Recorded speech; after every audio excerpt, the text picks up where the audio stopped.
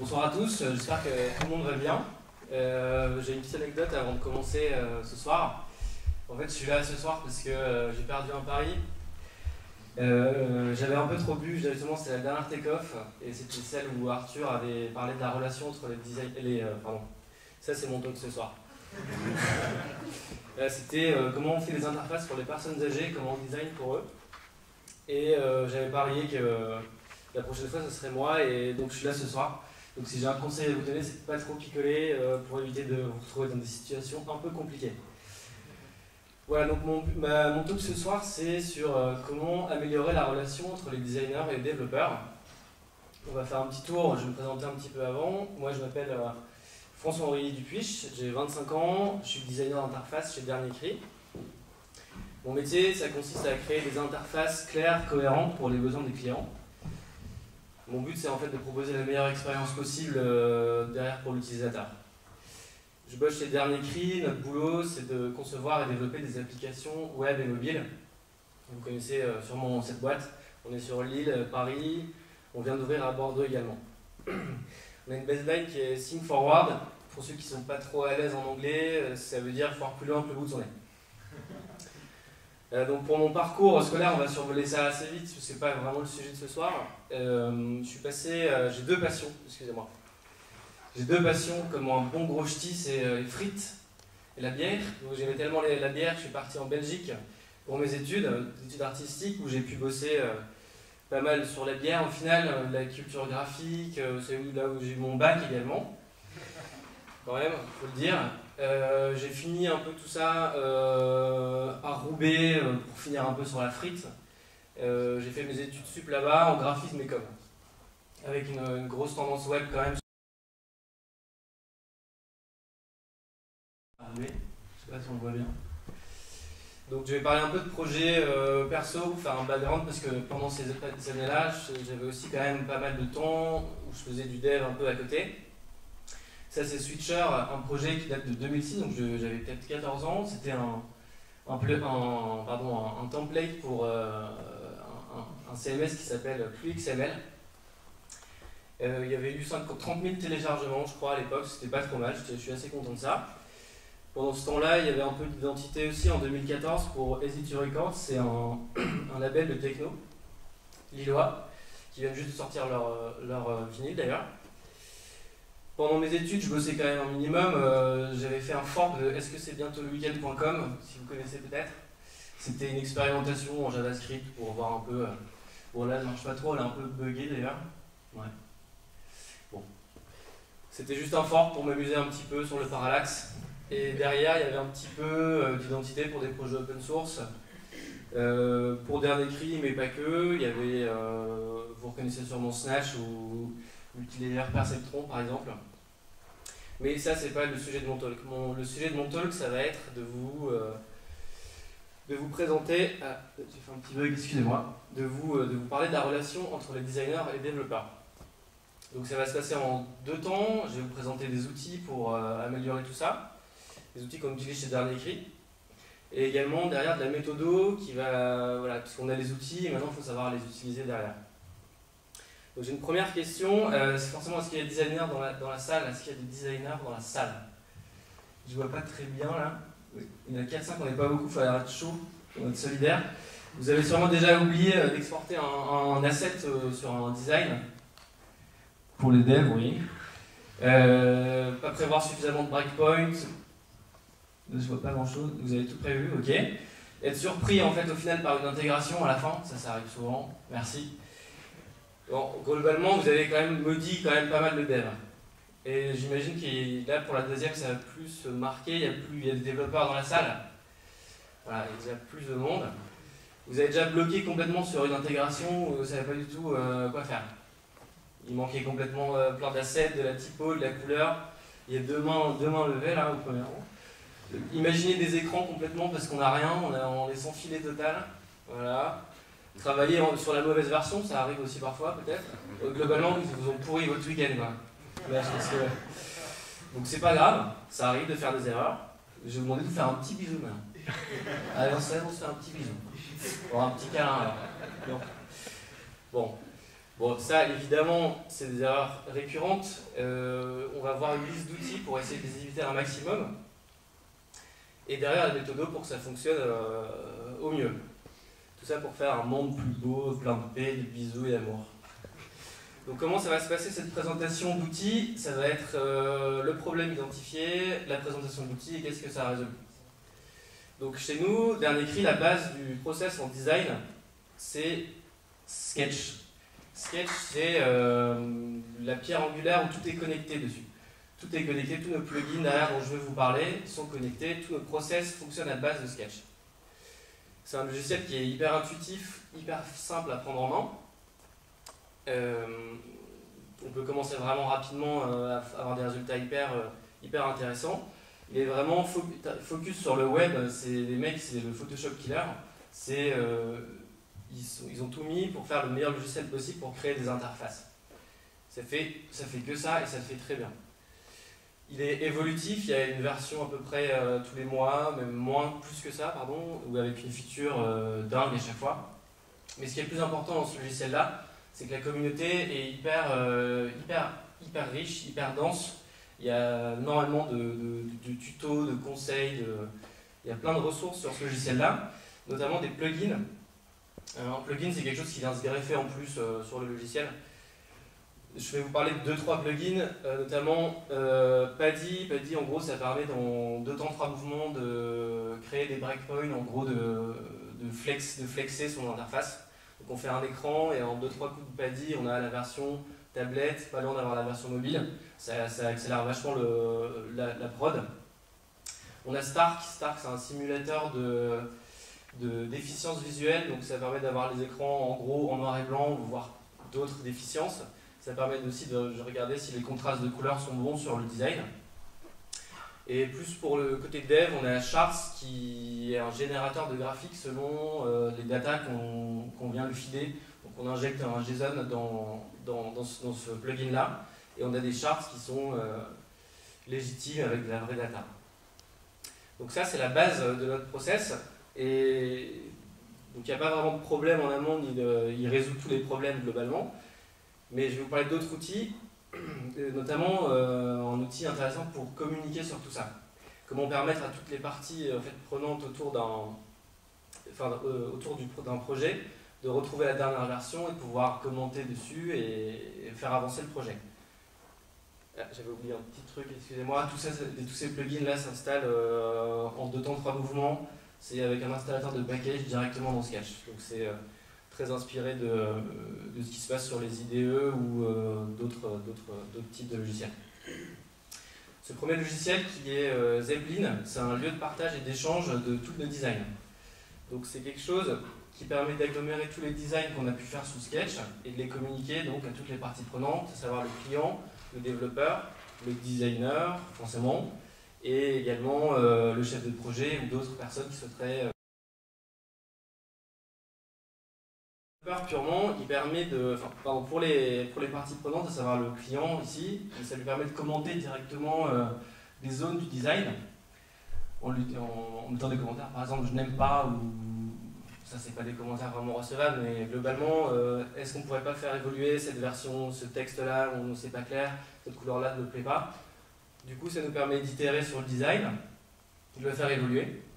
Pour le côté développeur, ce qui est intéressant avec Zeppelin, c'est qu'on peut récupérer énormément d'informations en CSS. Ça permet de récupérer la taille des typos, les espacements entre tous les divs, ça permet de récupérer tout un tas de choses qui permettent de faciliter un maximum l'intégration. Et il y a une autre fonctionnalité hyper intéressante dans Zeppelin, c'est l'export d'assets. Donc c'est simplement le design bien fait sous Sketch permet de récupérer derrière facilement pour les devs les icônes en PNG ou en SVG. SVG c'est quand même mieux. Et donc tout ça, ça nous fait un petit bilan. Ce qui est cool côté dev, c'est que la collaboration elle est simple, les concentrer dans un seul et même endroit, elle est hyper simple. C'est une interface qui est à la fois sur Desk et dans le navigateur. On a une diminution des points de friction parce qu'on ne va pas chercher l'autre pour s'il manque une icône, on ne va pas être bloqué, on a tous les noms des couleurs, on récupère les typos également. On économise du temps et donc on économise de l'argent. Tout ça c'est bien mignon, mais une application c'est pas que des pages statiques, c'est dynamique. Pour régler ce problème-là, on utilise un logiciel de prototypage interactif qui s'appelle Principle. Principle, ça permet de créer des prototypes interactifs. Un prototype, ça permet de maqueter des parcours, ça veut dire qu'on vient les faire tester par des utilisateurs qui se baladent dans l'application telle qu'elle serait vraiment si elle sortait sur les stores par exemple, ou si elle sortait vraiment en prod. On peut également passer un moment sur les animations, les micro-interactions qui se passent sur les écrans, directement propres à l'écran. Et on n'a besoin d'aucune connaissance en code pour pouvoir faire ça, et ça permet d'avoir un look and feel vraiment d'une application qui est intégrée. Ce qui est cool du coup pour les devs, c'est qu'ils ont le parcours validé, donc ils ne codent pas pour rien. Si jamais il y a un changement de... Enfin, normalement, quand on leur fournit le prototype Principle, c'est ce qu'ils doivent intégrer. Ils ont les interactions qui vont être sur tous les écrans, sur tous les différents écrans. En fait, ça va être une sorte de cahier des charges un peu moins relou, quoi. Alors ça, c'est cool, mais on peut pas, à partir de ça, on peut récupérer aucun code d'animation. Intégrer des animations, c'est assez chiant, c'est complexe. Et donc pour ça, il y en a un autre outil qui s'appelle Haiku. C'est encore une fois plugué à Sketch. Et c'est très simple, Haiku, on injecte un fichier Sketch dans Haiku, on vient l'animer, et en 2 clics, globalement, on vient créer un composant React. Et en gros, pour les devs, ce qui est cool à récupérer, c'est que l'animation est toute prête, il n'y a qu'à l'injecter dans le projet. Donc pour boucler un peu sur les outils, avant d'avancer sur la méthodologie, je voulais juste faire un aparté sur un outil qui s'appelle Abstract. Excusez-moi. Ah. Désolé. C'est chiant. C'était plutôt une problématique pour les designers. Quand je suis arrivé chez Dernier Cri, on était une dizaine. Aujourd'hui, on est une trentaine, plutôt, ça grossit encore, 30-35. Donc j'étais le seul designer. J'étais le seul designer et en gros, je bossais sur mes sketchs. Je les nommais un peu comme je voulais. Je les sauvegardais une fois par semaine sur un drive et ça fonctionnait comme ça. Aujourd'hui, on est 4 designers sur une équipe de 30. C'est plus possible de fonctionner comme ça. Où est-ce qu'il est le dernier fichier source? Qu'est-ce que je récupère? On est complètement perdu si on n'a pas un outil comme Abstract. Pardon, pas Haiku, voilà. Abstract, en fait, c'est le GitHub des designers.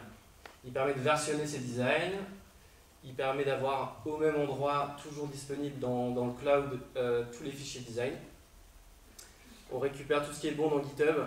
Une feature, une branche par exemple, on peut committer, on peut merge, on peut faire tout ce qui est possible avec Git, mais avec Abstract, directement plugué sur Sketch encore une fois. On peut travailler, donc du coup le travail à plusieurs est forcément amélioré.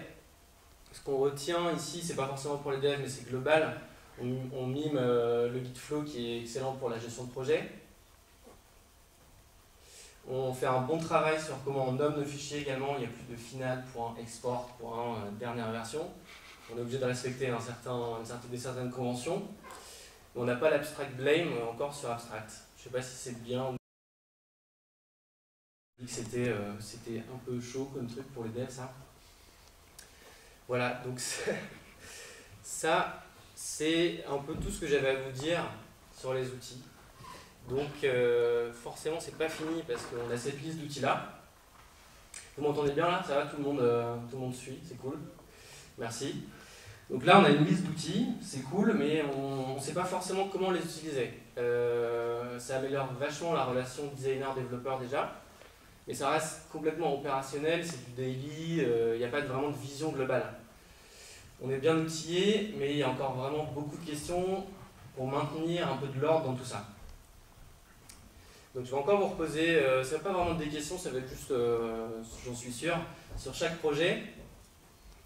On a beaucoup de fonctionnalités du côté des designers, beaucoup de fonctionnalités différentes à créer en peu de temps. Et chez les développeurs, on a aussi beaucoup de fonctionnalités différentes à intégrer en peu de temps, en fait, c'est pareil. Chez les designers, on a plusieurs, forcément, on peut avoir plusieurs designers étalés sur la durée d'un projet qui viennent se retirer ou qui viennent s'insérer dans le projet. J'ai l'impression que chez les devs, c'est un peu pareil. On a l'impression souvent chez les designers de repartir de zéro à chaque nouveau projet. ça a l'air d'être pareil un peu chez les devs, on capitalise pas assez sur les projets précédents. En fait, on a pas mal de points communs, j'ai l'impression. Donc tout ça, c'était les outils, et maintenant on va voir un peu la méthodologie. On va voir comment mettre un peu d'ordre dans tout ça. Et ça me permet d'introduire la partie 2, qui va plutôt parler du design system. Le design system, tout le monde en a entendu parler, on ne sait pas vraiment ce que c'est. Aujourd'hui, je vais juste vous exposer les résultats de mes expérimentations et de mes recherches. Et de nos expérimentations chez Dynagri. Avant ça, on va faire un petit tour, un peu d'histoire. Je prends un petit peu d'eau, excusez-moi. Donc là, c'est un mec qui s'appelle Andrea Palladio, et en 1580 à peu près. C'est un architecte de la Renaissance italienne. Son taf, c'était qu'il était architecte, il construisait des villas. Il construisait beaucoup de villas dans le style romain. C'est lui qui a injecté le style, qui a récupéré le style romain de l'Antiquité pour le mettre dans la Renaissance italienne. Il construisait tellement de villas qu'il s'est dit à un moment, mais en fait, je construis souvent la même chose, peut-être dans des endroits différents, avec des pierres différentes pour des clients et des budgets différents. Je vais créer un référentiel. N'importe qui sur la construction du projet pourra s'y référer. Donc que ce soit le contremaître, le client en soi ou un ouvrier de passage sur le projet. Toutes les infos sur comment construire la villa sont dispo sur ce bouquin, le bouquin qu'il avait créé à l'époque. Il y a une autre chose dont je voulais vous parler, c'était le bouquin que la NASA avait sorti, enfin le bouquin, c'était de l'interne. C'était un guide en fait sur comment utiliser leur nouveau logo dans les années 70. Donc il y avait vraiment tout, il y avait comment on utilise le logo à la fois sur une fusée, on l'utilise pas pareil forcément sur une carte de visite, comment on utilise les couleurs, comment on parle de la NASA. C'était un guide hyper dense et riche qui fait encore aujourd'hui office de référence. Tout ça, ça me permet, ce que je vois dans tout ça, c'est que déjà à l'époque le travail était complètement décomposé pour fournir à la fin un résultat bien riche et qui fonctionne à chaque fois, bien cohérent. Donc c'est pour ça que pour continuer cette partie sur le design system, je dois d'abord introduire une notion qui s'appelle l'atomic design, que vous connaissez sûrement pour la plupart d'entre vous. On va juste faire un récap sur ça. L'atomic design, c'est une méthode de conception par composant basée sur une métaphore biologique permettant de créer des systèmes de composants modulaires s'adaptant à tout support. Le design system, en fait, ça repose forcément sur l'atomic design, c'est pour ça que je me permets de faire un aparté là-dessus. Donc si on fait une petite explication sur l'atomic design ça décompose jusqu'à l'état le plus primaire une page, ici en digital. Donc on part de l'atome. Un atome, c'est l'état le plus basique, primaire qu'on peut trouver sur une page. Donc on va retrouver des couleurs, des typos, les boutons, les différents états des boutons, l'état survolé, l'état cliqué. On peut retrouver également de l'info comme du logo ou des différentes choses qu'on peut retrouver dans le menu, par exemple. Ici, c'est un exemple vraiment concis pour la presse. Mais normalement, un design system basé sur Atomic Design, c'est hyper riche et dense. Bon, une fois qu'on a tous ces atomes-là, excusez-moi, on peut créer des molécules. En assemblant, en agrégeant ces molécules ensemble, ces atomes ensemble, on crée des molécules. Ces différents atomes, ici la description le titre, la description et le bouton. On peut jouer avec ces différents atomes, on peut définir à ce moment-là les différents espacements qui existent entre ces différents atomes. Une fois qu'on a ces molécules bien clean, on peut les mélanger avec d'autres molécules pour créer des organismes. Ça commence à ressembler à une page, ça ne l'est pas vraiment. C'est vraiment plutôt fonctionnel, ça permet d'établir des règles en fait entre les différentes molécules. Certaines molécules réagissent différemment si on les mélange, vous voyez ce que je veux dire. Il faut prévoir un peu ce cas de figure. À partir de ce moment-là, on a ces molécules, on vient les assembler un peu comme un jeu de Lego, on vient construire sa page comme ça. On est encore à l'état de template où c'est un peu fade. Ce qui nous reste en fait pour finir la page, c'est d'injecter du vrai contenu. Et quand on injecte du vrai contenu, c'est-à-dire des vraies couleurs, des vraies images, les vrais menus par exemple, le vrai contenu en soi, on a finalement sa page. Donc en fait, on part, pour arriver à ce résultat-là, on part, je le rappelle, juste d'atomes. Là, vous allez me dire quelle est vraiment la différence entre l'atomic design et le design system. l'Atomic Design, en fait, c'est une méthode qui s'applique aux designers et aux développeurs de chaque côté. Mais le problème, c'est la relation qui existe entre ça. Nous, je sais qu'on bosse sur des kits, par exemple, d'un côté, et derrière, c'est intégré sous forme de pages sur certains projets. Et vice-versa, on bosse sur des pages, et on se retrouve avec derrière quelque chose qui est intégré sous forme atomique par les développeurs. En fait, le design system, c'est juste communiquer entre ces deux ensembles, à savoir les designers et les développeurs, créer des ponts ça permet d'industrialiser la production, pardon. Ça permet d'assurer la maintenabilité dans le temps et la réutilisation de certains composants selon les différents projets. Ça, c'est un design system. Si on refait un peu un aparté et on voit tous les outils qu'on a vus avant, là on a Sketch de base, on fait le design dans Sketch, on vient le tester dans le Principal pour vérifier que les parcours sont OK. Au-dessus on a Abstract qui est un peu toujours là, qui tourne. Si on veut aller plus loin dans les animations, on les fait dans Haiku. Si on retourne dans Sketch, on peut aussi directement verser nos designs dans Zeppelin. C'est le truc de base pour lequel les développeurs de toute façon vont se référer pour intégrer derrière. Ça me permet d'introduire un dernier outil dont je ne vous avais pas parlé qui s'appelle Storybook. Ça va plus parler aux développeurs. En fait, Storybook, c'est l'interface qui regroupe tous les composants qu'on a pu designer, mais de manière vivante, j'allais dire, qui sont déjà intégrés. C'est assez bien foutu. Son intérêt principal, ça réside vraiment dans le fait qu'on puisse interagir avec tous les atomes qui sont du coup sur cette page de Storybook. On va faire simple, c'est un UI-kit mais vivant. UI-kit, pardon. Vivant. Par exemple, excusez-moi, j'en suis encore à Storybook. Du coup, si on veut juste récapituler un design system, ce que c'est la Bible de l'écosystème de l'entreprise ou d'un produit. Ça permet d'unifier l'UX, l'UI, le front et les méthodes qui permettent à toutes les parties d'utiliser au mieux, d'avoir une vision du produit. Amen. C'est la Bible. Un design system, pour récapituler, ça permet de faire l'inventaire des différents composants au même endroit. Ça permet d'assurer la cohérence du coup global de tout le design. Ça facilite la recette aussi. On ne travaille plus par page, on travaille par composant. Si les composants sont bien faits, la page sera bien faite. C'est optimisé pour la maintenance et l'évolution à long terme. C'est tout ça le design system. Voilà. Alors, je suis allé un peu vite sur cette slide. Pardon.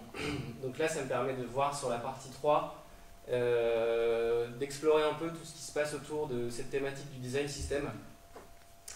Donc là, je vais vous parler, du coup, le designer fait son design, il le push sur Sketch et le développeur vient l'intégrer dans Storybook avant de le faire partir sur son produit en prod. Donc ça, le design token, c'est un concept qui vient de Salesforce, j'ai un petit aparté sur ça. Je vous explique du coup la suite. Du coup, si on garde ce principe, aujourd'hui, si on garde cette logique-là, il faudrait du coup qu'il y ait une décision de design sur un produit existant, par exemple. On doit changer la couleur d'un bouton, le bouton sur la page d'accueil. Donc moi, je le change dans Sketch, c'est ma décision de design. Je mets à jour mon design system, j'envoie du coup une notification au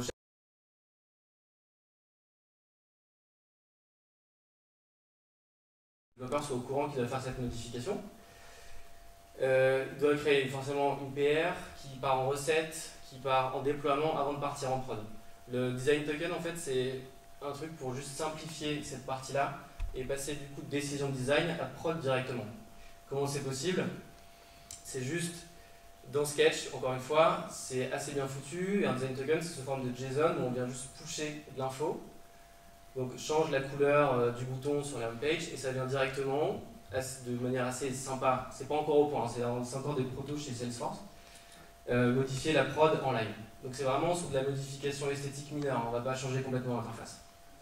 Il y a un deuxième outil sympa dont je souhaitais vous parler. Là c'est React Sketch App, c'est Airbnb qui s'occupe de ça. Airbnb qui sont d'ailleurs super chauds sur toutes ces problématiques-là en React.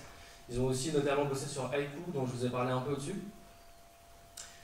Le but de Sketch App, c'est de du coup inverser la tendance et de récupérer une app qui tourne déjà et de l'injecter dans Sketch. On part du principe qu'un design system, s'il fonctionne bien, il fonctionne du coup en autonomie et les développeurs peuvent venir taper dans les différents éléments et recréer des pages from scratch sans avoir besoin du designer. Un moment où il arrive, ou un moment où il y a trop de pages, on n'a plus trop le contrôle dessus, on a besoin de Sketch React App pour tout réintégrer dans Sketch et le refoutre dans le design system. En fait, ça vient reboucler un design system pour l'aider à se maintenir. Voilà, c'est ce que j'avais un peu à vous expliquer sur les outils et les méthodes de design system. J'espère que c'est un peu plus clair pour vous. J'avais un petit cadeau à vous passer parce que vous avez été assez sage pendant cette conf, je suis fier de vous. Ça s'appelle Omega. Omega, c'est les expérimentations autour du design system qu'on est en train de faire chez Dernier Cri. Donc vous pouvez, si vous souhaitez, vous inscrire sur la newsletter du projet pour recevoir des pushs à ce sujet-là et être informé de sa sortie. Voilà. Merci beaucoup.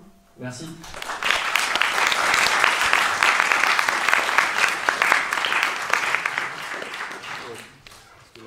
Vous avez peut-être des questions.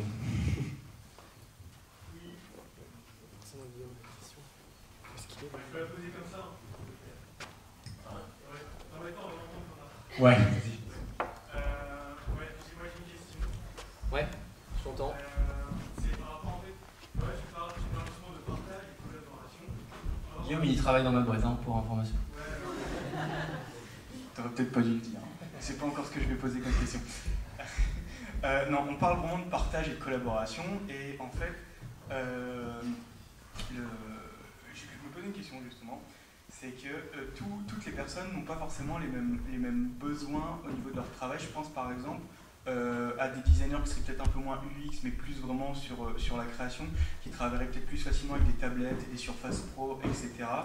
Et peut-être que certains développeurs aiment mieux travailler, je sais pas, avec Linux, etc. Et là, tu nous as présenté vraiment beaucoup d'outils qui fonctionnaient sous Mac. Alors, je crois qu'à part Zeppelin, qui est une interface web, Ouais. tout fonctionne sous Mac. Et donc, ma question, elle est un peu double, et je te laisserai répondre de la manière dont tu l'entends. Ouais. Est-ce que pour toi, il y aurait un bénéfice à avoir des outils qui soient multiplateformes? Je pense notamment aux nouvelles technologies web, du style les progressive web app, etc. Donc ça, c'est la première partie de la question. La deuxième partie de la question, c'est est-ce que pour toi, ce genre de système qui est agnostique aujourd'hui de la plateforme sous-jacente, c'est-à-dire que tu n'auras pas les spécificités liées à Mac si tu travailles sous Mac quand tu travailles avec une progressive web app, ou si tu travailles sur Android, tu n'auras pas les spécificités que peut avoir un système desktop. Est-ce que pour toi, avec ces technologies-là, on peut avoir des UX satisfaisantes pour l'utilisateur? Est-ce qu'il y a un bénéfice? Et est-ce que pour toi, c'est satisfaisant avec les technos qu'on a aujourd'hui? Pour la première partie de ta question, sur les outils, effectivement, je présentais des outils qui étaient quasiment exclusivement dispo sur Mac, même s'il existe des alternatives qui fonctionnent aussi très bien, que j'ai pas pu tester sur Windows, mais il y en a une qui fonctionne bien, et Figma. Voilà, Figma, lui, pour le coup, ils ont pris le parti d'être directement dans le navigateur, donc forcément, ça marche partout. Donc Figma, c'est le remplaçant, enfin, c'est le concurrent de Sketch, qui a pas mal de vent en poupe d'ailleurs, j'en ai pas parlé ce soir, mais ils se débrouillent pas trop mal. Donc ça, c'est vraiment pour après Zeppelin fonctionne sur Windows, globalement tu peux aussi dev sur Windows, mais après vous faites ce que vous voulez après. Je crois pas que ce soit possible. Et pour la deuxième partie de ta question, si j'ai bien compris, c'était est-ce qu'on crée forcément les mêmes interfaces Est-ce que pour toi, ce qu'on peut avoir en rendu final d'un point de vue UX, c'est satisfaisant? Est-ce qu'une progressive web app, parce que c'est la techno aujourd'hui, la seule techno vraiment multiplateforme qu'on peut avoir aujourd'hui, est-ce que pour toi, tu serais, si tu la manipules, est-ce que c'est assez actif? Ouais, je vois ce que tu veux dire. Pour le coup, c'est plus de la question tech. Je ne me sens pas vraiment super à l'aise pour te répondre sur ça. Je sais que là, pour le coup, si on bosse en composant, on bosse derrière, nous, pas mal avec React. Je sais que ça peut permettre d'être assez multiplateforme facilement. Globalement, en tech, je vais pas m'avancer plus que ça pour te répondre. On pourra en discuter. Tu as sûrement déjà manipulé des progressive web app avec justement Zeppelin. L'interface web de Zeppelin, tu l'as peut-être déjà vu, ou même d'autres interfaces web, puisque c'est ce que tu as finalement rendu sur les mobiles quand tu fais de la progressive web app. Oui. Est-ce que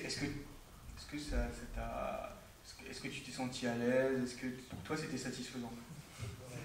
C'est un pari ou...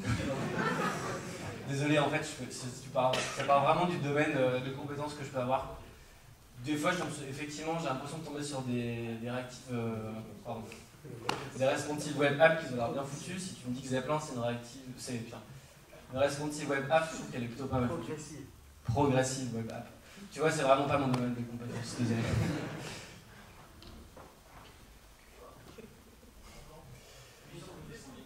On en reparle juste après. Bonsoir. Bonsoir, qui me parle? Bonsoir, c'est Mathieu qui te parle. Je bosse aussi avec lui, hein, mais c'était juste pour savoir en fait. Ils sont ligués contre moi. Non, mais je me permets juste pour savoir, est-ce que ton client, tu arrives à l'éduquer enfin, comment tu éduques ton client sur tous ces outils? Parce que là, tu parles de la relation dev-designer, ce qui est assez cool, mais.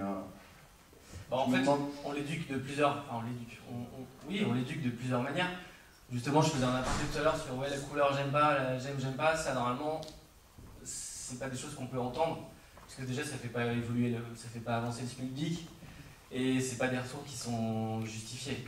Normalement, on les prend pas. Pour éviter ces retours-là, on les fait passer dans des process de design qu'on appelle le design sprint, qui sont justement là pour éviter ce genre d'écueil. Est-ce que tu peux changer la couleur au dernier moment, ou ma fille préfère le rose par exemple. Donc ça, c'est la première partie de la question. Après, éduquer le client, c'est assez simple avec ces techniques-là, et surtout Zeppelin, parce qu'ils directement, en fait, ils voient le travail fourni en live par les designers. Ils peuvent aussi assez vite intervenir, donc être paniqués ou être rassurés, et donc pouvoir commenter, et donc créer un vrai dialogue directement au-dessus de l'interface, et pas par mail, pas par téléphone, où on n'a pas toutes les infos en même temps. Ce qui est bien, c'est qu'aussi on concentre tout au même endroit, et ça permet d'éviter les trucs un peu frontaux. Donc oui, ça se passe assez bien avec ces méthodes-là. Et donc, est-ce que tu as un retour du client sur Zeppelin et tout ça? Ouais. Est-ce que ton retour intégrateur, ton retour dev, je le prends du même niveau. Hein. Tu le prends au même niveau. C'est-à-dire que genre ton dev. Si c'est toi, non, je le ferai pas. Mais d'autres, pas de problème. Ouais. Okay, ça dépend. Okay. Ça dépend. Franchement, c'est vraiment relatif aussi à la demande, à l'urgence de la demande. Tes outils te permettent d'avoir une relation designer-dev qui est assez simplifiée, qui est assez cool, et tu peux toi, en tant que designer, faire tes retours assez rapides de dev, justement grâce à ces outils-là, en commentant. En fait, toi tu peux dire au dev ce qu'il faut faire, mais est-ce que ton dev derrière peut te dire bon bah écoute, ça c'est pas possible, ou ça. Il peut utiliser Zeppelin pour le faire. C'est ce que vous faites. Ok, mais au niveau animation, tout ça, est-ce qu'il y a moyen d'avoir un retour sur les outils que tu... Du coup, il n'y a pas vraiment de plateforme qui rassemble des commentaires réellement sur les animations, parce que là, on ne peut pas injecter du principal dans Zeppelin. Mais après, on se lève, on vient se parler si c'est juste. Ouais, parce qu'on est dans la même boîte. Ouais. Oui, là, je vous parle d'outils en interne, forcément, c'est des méthodos et des outils internes. Faut que je le vois après. Oui.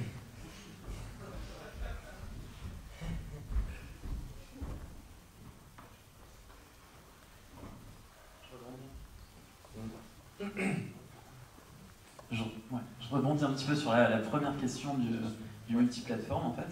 Ouais. Je veux savoir, dans le cas où tu développes une application, par exemple native Android, native iOS et web, est-ce que tu es plutôt partisan d'avoir un design system, et par exemple tu parlais tout à l'heure d'outils qui permet de montrer en conditions réelles chacun des composants, etc., de les documenter. Est-ce que tu as un composant et tu dis bah, celui-là il est commun entre les trois plateformes, celui-là, je sais pas, mon hamburger menu il est un petit peu différent, soit iOS. Évidemment, oui, les listes par exemple aussi. En fait, au maximum, si on bosse avec cette méthode-là, on va réutiliser aussi les choses natives qui fonctionnent hyper bien. Les listes, les calendriers, on ne va pas chercher à les refaire. En fait, du coup, pour ça, on crée différentes versions de design au moment où c'est vraiment important de le faire, au moment où c'est obligatoire de le faire. Voilà, dans le process de décision, tu fais quoi? Tu fais valider avec ton client, je passe sous iOS, et après... Globalement, évidemment, c'est validé. Il y a deux choix. C'est soit on refait tout et on crée un composant au-dessus du composant natif qui est bien fait. Ça dépend vraiment aussi de l'utilisation, si elle est justifiée. Si pas besoin d'aller aussi loin que ça, on récupère les composants natifs et ça va intéresser tout le monde parce que les développeurs, ça les arrange, c'est plus facile. Les clients, ça leur coûte moins cher. Et les designers, ils n'ont pas à designer un calendrier sur mesure parce que Apple ou Android l'auraient très bien fait. Merci. Bonsoir, moi je ne suis pas dans ta boîte. Allez, non, mais Normalement, les devs et les designers savent bien dans ton process. Par contre, il y a une espèce qu'en voie de disparition qui risque de détester, c'est le chef de projet. Il s'intègre où dans le process? Il disparaît complètement ou ça l'aide également? C'est pas du tout désintéressé comme question. Alors, c'est vrai que je l'ai abordé très rapidement tout à l'heure en le bâchant, le chef de projet sur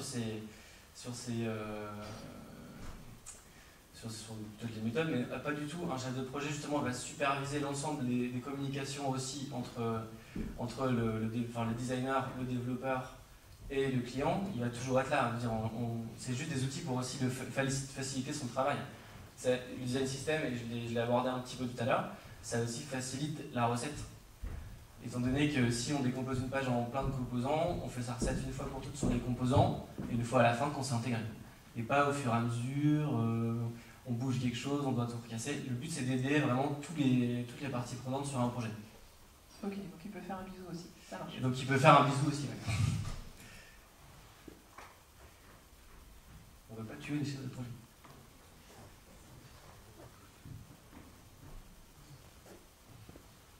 La dernière question est la plus dure, j'imagine. Oui. Évidemment. Préparez-vous. Merci beaucoup. Donc moi non plus je ne travaille pas avec toi. Et donc d'abord c'est super cool. Merci beaucoup pour cette présentation. C'est très chouette de voir un peu l'esprit des artistes. C'est très chouette. On n'est pas des artistes, on répond juste à des méthodes et utilisant des outils. Okay, pour répondre à des problèmes. Mais donc en fait, donc déjà je trouve ça vachement cool d'avoir parlé du storybook driven développement. Mais alors moi, à une époque, je m'étais un peu intéressé au graphisme, mais je n'avais pas les compétences pour en faire. Et j'avais trouvé un outil de review qui était vachement cool, qui s'appelait Fresque. Est-ce que tu l'as benchmarké par rapport à Zeppelin?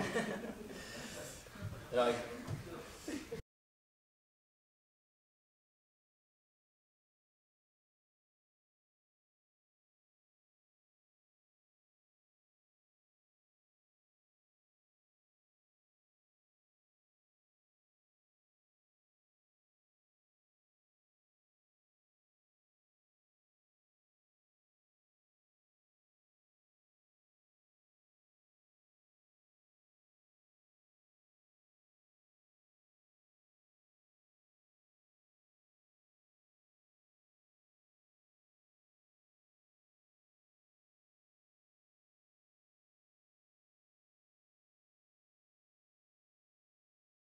des designers comme ça. Ouais. Et j'avais constaté qu'on était un peu arrivé à bout du débat. Moi je bosse sous Photoshop, moi je bosse sous Illustrator, avec enfin, on avait ce rapport-là. Et là je me rends compte qu'en bossant avec des graphistes différents, on revient de plus en plus sur un nouveau débat qui est moi je bosse avec Adobe XD, moi je bosse maintenant avec InVision Studio, là, ma copine est graphiste, quand je bosse avec elle, la bêta d'InVision Studio est à fond dessus. Est-ce que tu ne penses pas que toutes les pratiques qui ont été établies, auxquelles nous, développeurs, on s'était habitués, risquent de nouveau de dériver? Il va y avoir une nouvelle fragmentation du marché entre tous ces outils-là, et surtout pour qu'on puisse faire entendre raison à ceux qui se sont égarés. Pourquoi tu conseillerais de continuer à utiliser Sketch avec son écosystème de plugins plutôt que ces nouveaux outils? Oui, merci pour ta question très intéressante. Alors pourquoi je préconise d'utiliser ces outils-là? Simplement parce que je les connais très bien, je les utilise au quotidien, donc je peux vraiment les appuyer. On a également, je parlais tout à l'heure de Principle par exemple, pour l'outil de prototypage, on est passé par des tas de tests avant sur d'autres logiciels, Flinto, InVision d'ailleurs, Marvel, pour tester au final revenir sur Principle. Donc en fait c'est ce que les outils que je vous ai présentés ce soir ici, que je t'ai présenté, c'est juste un benchmark qu'on a pu faire au fil du temps, depuis 1 an et demi, 2 ans, et pour regarder que les meilleurs qui sont les plus efficaces en prod et ceux avec qui en tout cas on arrive à bien travailler avec les développeurs derrière. Après il faut savoir que par exemple un outil comme Zeppelin, c'est une interface, tu peux connecter Figma dessus, tu peux connecter Adobe XD, donc en soi le designer il développe sur ce qu'il veut, enfin il design sur ce qu'il veut. Ce qui est important c'est son livrable et sur quoi il livre ici Zeppelin. Derrière après en développement, il y a aussi tout un tas de stacks différentes. Ça dépend du projet. Ok, merci. Merci. J'espère que j'ai répondu à ta question. Ouais, j'avais pas pensé que maintenant Zeppelin...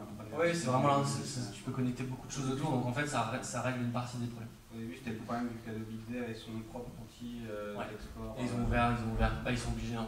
Ah, c'est vrai. Merci. Merci beaucoup.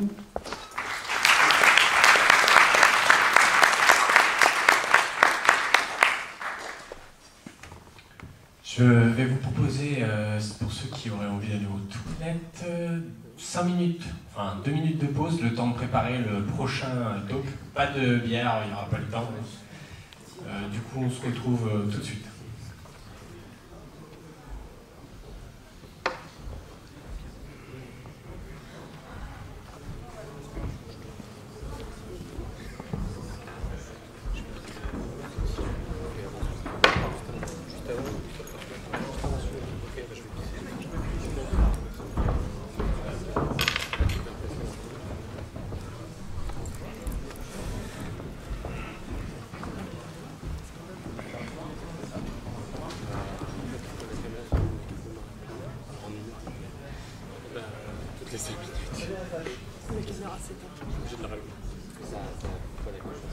Non, ça coupe pas la captation parce que c'est le logiciel.